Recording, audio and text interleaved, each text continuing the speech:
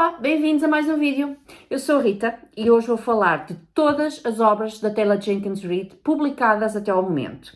Já li todas, tenho o meu ranking e hoje vou falar delas pela ordem não de leitura, não de publicação, mas das que eu gostei assim menos para as que gostei muito. Porque há obras que eu adorei, há outras que foram leituras mais mornas. Vamos começar pelas mais morninhas. Então, o segundo romance da Taylor, de 2014, After I Do, que na edição de Portugal chama-se Deixo-te para não te perder. Esta história foi mais fraquinha porque, bem, nós temos aqui um jovem casal. Eles estão casados, são pessoas ainda jovens, mas eles estão casados há alguns anitos suficientes para a relação deles já estar assim a arrefecer. A chama do amor já se apagou. E embora eles não estejam ainda completamente decididos a divorciarem-se, ainda não estão nessa fase, a verdade é que para ambos as coisas não estão a correr bem. Então o que é que eles decidem fazer? Não nos vamos divorciar já, vamos dar um tempo. Vamos dar um ano em que vamos viver separados, não vamos ter qualquer contacto um com o outro e ao fim de um ano vamos ver se realmente isto é para durar ou é para nos separarmos. Esta premissa eu achei logo assim um bocadinho, vamos lá ver. Depois o desenvolvimento. Nós vamos conhecendo a perspectiva e a vida, sobretudo da personagem feminina, como é típico nas obras da Taylor. Durante esse ano, nós vamos ficando a saber como é que ela vive, as pessoas com quem ela vai interagindo, a família, como é que as coisas funcionam com a família, o irmão, que gosta muito do cunhado, um pretendente novo que ela tem. Da parte do rapaz, do marido, nós só vamos sabendo alguma coisa sobre ele, sobre os sentimentos dele relativamente ao casamento e àquela separação, através de e-mails que ele escreve, mas que acaba por não lhe enviar a ela. Ele deixa em rascunho. Mas ela, curiosamente, tem a password do e-mail dele e ela consegue entrar no e-mail e apercebe-se que ele tem e-mails em rascunho e vai lendo todos os e-mails dele. E a partir daí, nós ficamos a conhecer os pensamentos do marido, o porquê, como é que ele se sente, se ele está feliz ou não, o que é que ele embirra no comportamento dela. Existem problemas que vão desde o sexo entre os dois, que não é satisfatório, a pequenas embirraçõezinhas que cada um tem um com o outro, que fizeram com que a relação fosse arrefecendo. Então é a partir desses e-mails que nós vamos saber o que é que o irrita a ele. A história não é má, mas é das primeiras histórias da Taylor e talvez por isso ainda não tenha a força, o desenvolvimento de personagens, a riqueza da plot, do enredo, que algumas das obras mais recentes têm. Eu achei esta forma de dar a conhecer os pensamentos e os sentimentos do marido algo estranha, quer dizer, não estou a ver um homem a escrever e-mails, a deitar o seu coração para fora e depois deixar ali no rascunho, fica lá vários e-mails em rascunho. Achei isso um bocado estranho.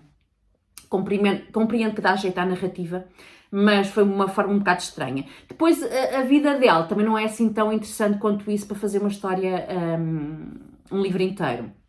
Por esses motivos, 3 estrelas. Sex, Daisy Jones and the Six, também com 3 estrelas, e sem ordem de preferência aqui dentro das mesmas classificações. Daisy Jones and the Six é uma obra que muita gente gosta. E foi a segunda obra que eu li da Taylor, logo a seguir a Os Três Maridos de Evelyn Hugo, e eu ia com expectativas muito altas. Mas não funcionou assim tão bem quanto isso. Acho que hoje olhando para trás, acho que é uma obra muito bem escrita, muito interessante. Não sei se não funcionou tão bem comigo pela altura em que li, se calhar não foi a melhor altura, ou pela temática em si. Nós temos aqui uma temática de banda rock, portanto, muito rock and roll, sexo, traições, relações conflituosas entre vários elementos masculinos e femininos da banda e do mundo da música, sexo, drogas e relações um bocadinho menos recomendáveis. Mas a história é interessante. Nós temos, por um lado, a Daisy, que é uma jovem moça que tem pais, enfim, que lhe permitem ter uma vida muito liberal, ela faz o que quer e ela é muito virada para a música, escrever letras de música. Por outro lado, temos dois irmãos que tocam e que formam uma banda, e nós vamos acompanhando o sucesso deles, ou o insucesso deles, a forma como eles desenvolvem o seu percurso profissional, até que ambos se encontram e a Daisy inicia uma relação amorosa com um desses irmãos, com o Billy. Só que esse irmão é casado e tem um filho com outra mulher, com a Camila, que é uma personagem forte também nesta obra. E nós temos aqui este triângulo amoroso, estes conflitos e muito da parte criativa do trabalho musical deles. Essa parte é muito interessante. Isto passa nos anos 60, nos anos 70, acompanhamos estas personagens ao longo de vários anos, e a parte das bandas rock é interessante. Só que o que eu me lembro de sentir na altura é que isto é muito real, esta história, apesar de ser ficção.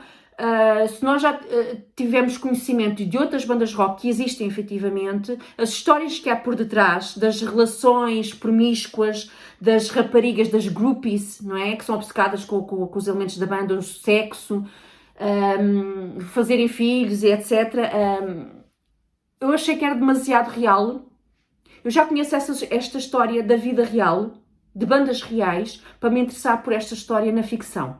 É aquilo que eu me recordo de ter sentido quando li. Então, 3 estrelas. Depois, a Atmosphere, na edição de Portugal, que saiu recentemente, Atmosfera. Esta obra também muita gente gostou, ouviu muito bom feedback, tinha expectativas altas para esta obra, porque é das mais recentes da Taylor. Não me interessou particularmente, sobretudo pela personagem principal. Nós temos novamente uma personagem feminina que decide concorrer para um programa que a NASA abriu para recrutar astronautas e mulheres astronautas. Ela passa pelas várias fases, nós vamos tendo um relato mais ou menos, não muito desenvolvido, desse período. É ela e mais umas quantas mulheres cientistas que concorrem para ser astronautas da NASA. Fala-nos da relação com várias dessas pessoas, e ela estabelece uma relação amorosa com uma das pessoas que estão neste programa, quase em parte da NASA também, não é? Por outro lado, e essa relação amorosa é bastante importante, por outro lado temos a vida pessoal desta personagem, e essa parte não me agradou particularmente porque achei esta personagem extremamente fraca. Ou seja, ela é uma mulher que vive uma vida tranquila, ela é solteira, não tem filhos, mas tem uma irmã, o que nós lhe conhecemos é a irmã, e uma sobrinha. E ela adora a sobrinha e faz tudo pela sobrinha. E a irmã abusa da sua boa vontade, porque a irmã é negligente com a filha, não quer muito saber da filha. A filha é um bocadinho de transtorno, e ela acaba para não deixar a sobrinha mal, porque é uma criança ainda pequena, ela acaba por se subjugar, se submeter a todas as vontades da irmã e fazer o papel da irmã enquanto mãe. E achei muito fraca nesse sentido, ela não tomar ali uma atitude relativamente à irmã. Depois, na vida profissional, apesar dela ser muito boa naquilo que faz, não é? Ela consegue ser recrutada pela NASA, ela consegue os seus propósitos a nível profissional, mas depois não há ali garra, que ela não é uma personagem com garra. E para a personagem principal, para mim, deixou a desejar por esse motivo. Então, novamente, 3 estrelas.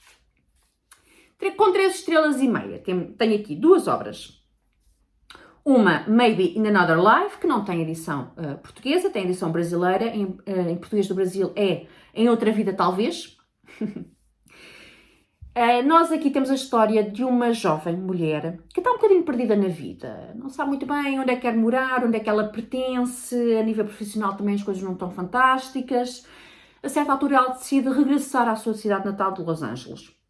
E aí ela vai viver com uma amiga, e durante esse período inicial da mudança de cidade, ela reencontra um ex-namorado dos tempos do liceu. Um namorado de quem ela gostou imenso, a relação foi muito saudável para os dois, acabou em bem, e acabou simplesmente porque eles eram jovens, então a vida deles seguiu, depois dos tempos de liceu, seguiu e eles seguiram caminhos diferentes, foi um bocadinho isso. Não foi desamor da parte de nenhum deles. E eles reencontram-se. E esse rapaz mostra-se ainda interessado nela e a certa altura eles encontram-se no bar e ele convida-a para sair com ele. Saírem do bar, irem juntos, pronto. Para tentar reatar, não é? Há interesse da parte dele para tentar reatar aquela relação. E ela tem uma decisão que tem que tomar. Ou volta para casa diz-lhe que não, ao ex-namorado, e volta para casa da amiga, ou diz que sim e sai do bar com o namorado. E a partir daí, o que nós temos nesta história são estas duas decisões. A vida desta personagem tomando uma decisão e tomando outra decisão. Então temos em capítulos alternados as duas histórias da mesma personagem.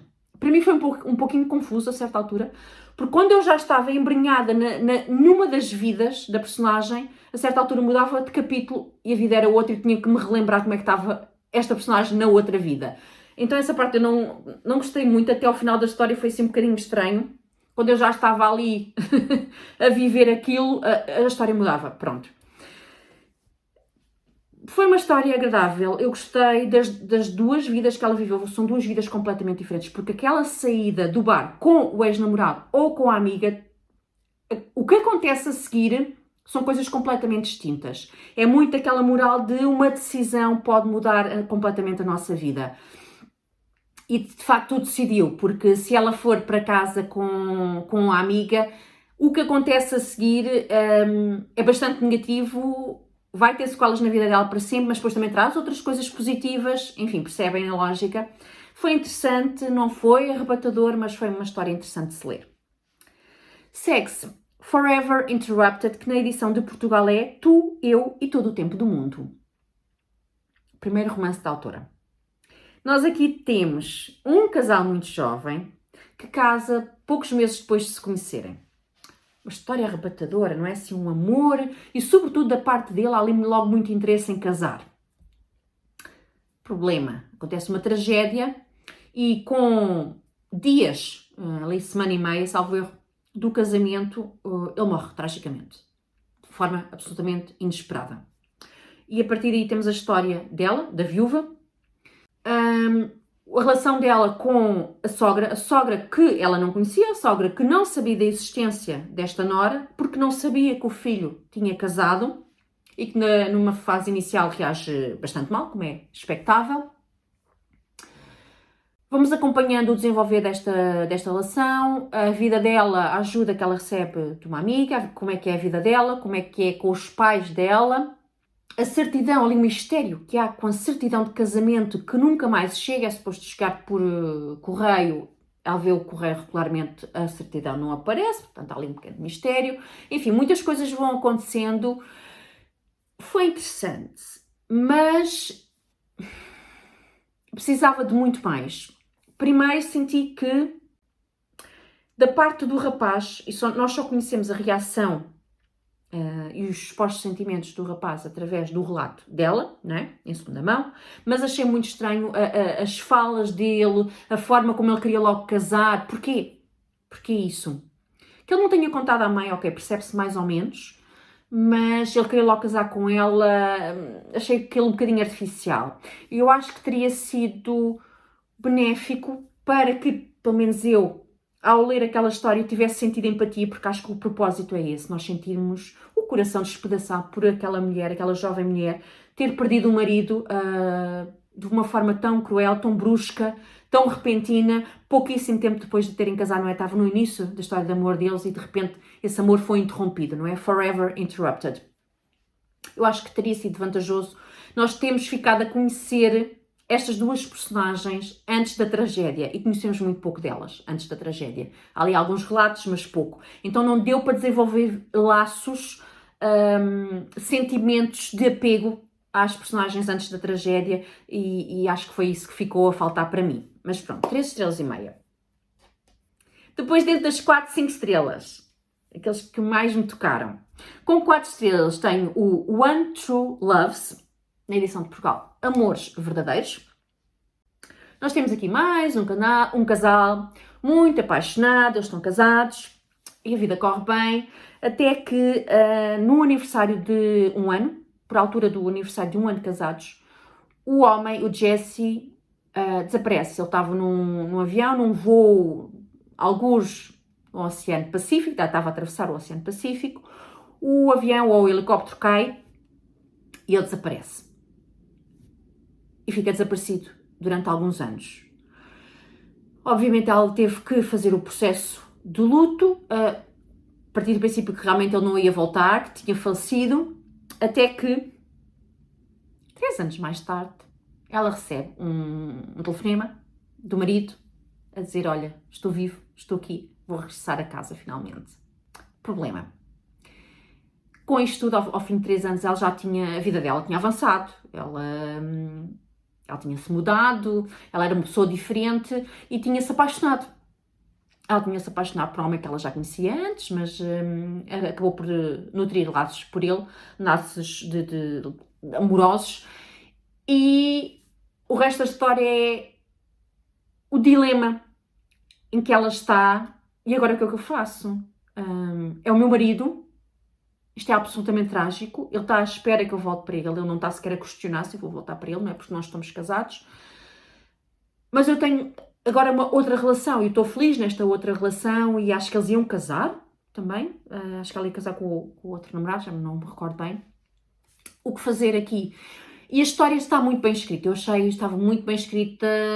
Quer dizer, esta situação é altamente improvável na vida real, mas não interessou nada enquanto estava a ler, porque o livro funcionou muito bem para mim. Achei a história extraordinária. Foi mesmo muito interessante. Foi uma história mais madura, da forma como esta personagem lidou com a situação toda. Gostei bastante. Com 4,5 estrelas. Carrie Soto is back. Carrie Soto está de volta. Aqui eu fiquei surpreendida. Não estava a contar gostar tanto.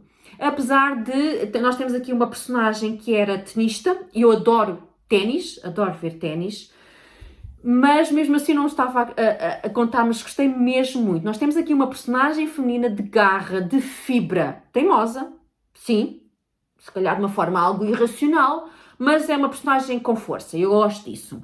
Nós temos uma personagem, a Carrie Soto, que é uma tenista reformada. Ela foi uma grande tenista e tinha recordes de melhor tenista, sei lá do quê. Pronto, ganhava campeonatos de ténis. E ela está reformada, reformou-se após uma lesão. E o que é que acontece? Ela sente necessidade de voltar a treinar, voltar a pôr-se em forma, que ela não estava em forma de todo, estava parada já há alguns anos. Porquê? Há uma tenista mais jovem do que ela que bateu um recorde qualquer de melhor tenista.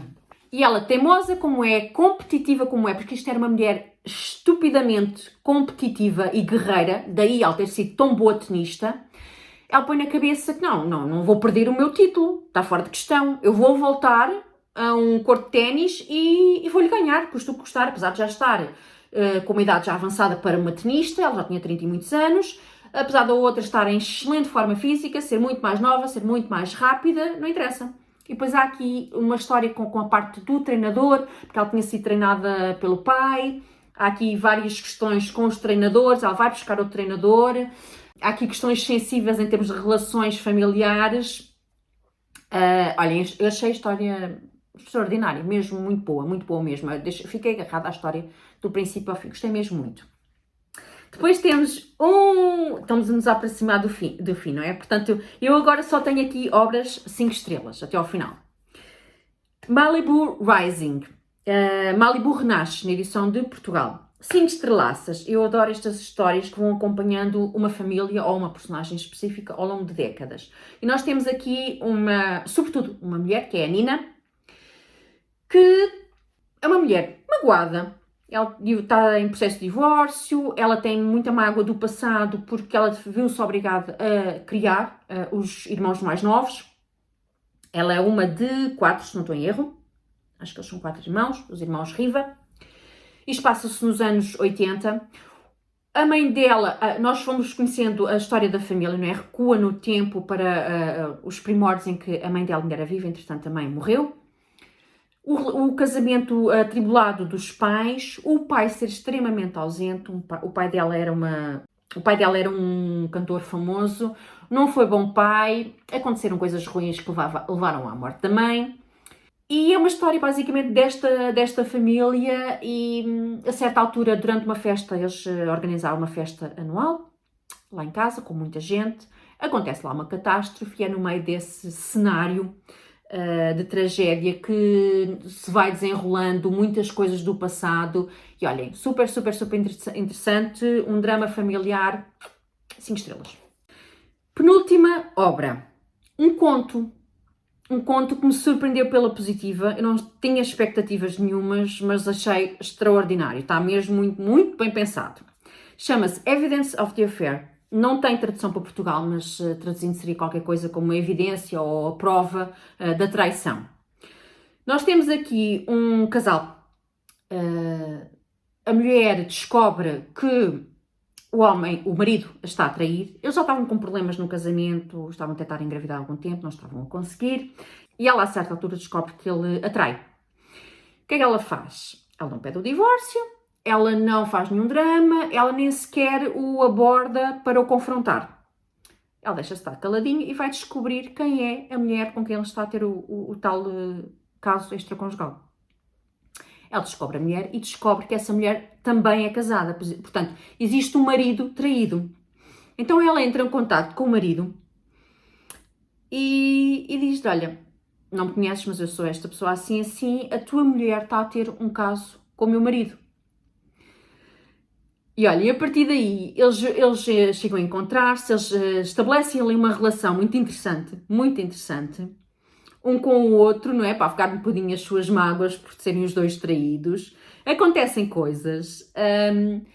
E eu pensei, ok, a certa altura, eu já sei onde é que isto vai dar. Eu espero não ter razão, porque senão seria uma chatice, seria uma desilusão muito grande. E se calhar vocês também estão a pensar o que é que aconteceu com aquelas duas personagens, não é? Mas não aconteceu nada disso. Não aconteceu nada disso.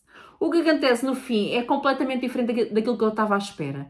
Foi ali todo um plot twist que eu achei, pá, Taylor, isto foi bem pensado. Foi mesmo, pá, achei maravilhoso. Achei maravilhoso e para quem tem à vontade de ler em inglês, super, super, super recomendo. Isto está tão, tão, tão bem pensado. É assim que se escrevem histórias de pessoas que são traídas. Depois, por fim, eu não conseguia não pôr esta obra em primeiro lugar. É O Primeiro Amor. Estão a perceber? Foi a primeira obra que eu li da Taylor. Chama-se The Seven Husbands of Evelyn Hugo, não é? Já devem ter adivinhado qual é que estava aqui em falta. The Seven Husbands of Evelyn Hugo, ou seja, os 7 maridos de Evelyn Hugo, que tem aquela capa maravilhosa com o vestido verde. Foi a primeira obra que eu li da Taylor. Eu não sei como é que me iria sentir se fosse a ler esta obra hoje, né? Se também me iria arrebatar como aconteceu há uns quantos anos, quando a li. Mas eu quero acreditar que sim, porque as memórias que eu tenho são mesmo muito especiais desta obra. Nós temos aqui uma mulher que foi uma atriz de Hollywood, uma atriz de grande sucesso, mas na altura da narrativa, ela já está com 79 anos, já está afastada dos holofotes há muito tempo, ela não quer saber das luzes da ribalta, ela não dá entrevistas, até que ela decide dar uma entrevista e ela escolhe a jornalista. E não é a jornalista mais conhecida, mais experiente, não, uma jovem jornalista, e tem que ser aquela. Portanto, ficamos logo ali com o pulga atrás da orelha, porque aquela jornalista. E ela vai-lhe contar a vida dela toda. Vai-lhes falar de cada um dos 7 maridos, porque é que casou com cada um deles, as motivações foram várias, e como é que era realmente a verdade. A verdade da relação dela, as boas, péssimas, mais ou menos relações com cada um dos 7 maridos. E eu achei muito interessante na altura que, como ela era uma atriz de Hollywood, o que é que acontecia? A imprensa, os tabloides escreviam sobre ela e sobre os maridos e o mundo que a rodeava. Então nós volta e meia vamos tendo em cada capítulo uma notícia, o que é que a imprensa cor-de-rosa dizia e depois qual era a realidade da vida dela. E olha, é delicioso. Achei maravilhosa.